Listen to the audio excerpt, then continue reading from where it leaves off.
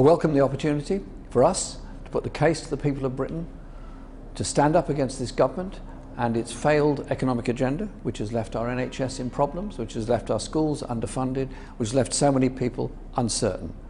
We want to put a case out there for the people of Britain of a society that cares for all, an economy that works for all, and a Brexit that works for all. Labour's been consistently behind in opinion polls, so you're not particularly in a strong starting place. Would you concede that? Would you concede that you face an uphill struggle from here? We're going out there to put the case of how this country could be run, how it could be different, how we could have a much fairer society that works for all, for everybody in our community. That's the case we're putting, and I'm looking forward to doing it. So what will you be doing then over the coming weeks to turn around the polls and secure a Labour victory?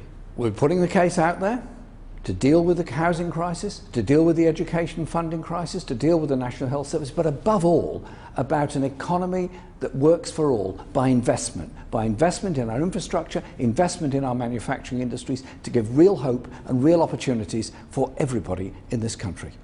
Labour lost the general election just 2 years ago. What's different about your offering to the country this time round? We're challenging the economic narrative which says that there has to be huge cuts in public expenditure in order to pay for the banking crisis of 2008. We're saying instead, invest in the economy, invest in the future. We are a party that will put forward a case that will bring about a much fairer, much more decent country than we're getting at the present time, where we have massive inequalities between the very rich minority and, sadly, too many people living in desperate poverty at the other end of the scale. The 8th of June, does that give you enough time to get that message out there? I'm starting straight away and I'm looking forward to it. We will take our message to every single part of this country and we'll challenge the government to debate these issues in every town and city in this country. If Labour loses this election, will you stand down as Labour? We are campaigning to win this election. That's the only question now. Are you the next Prime Minister?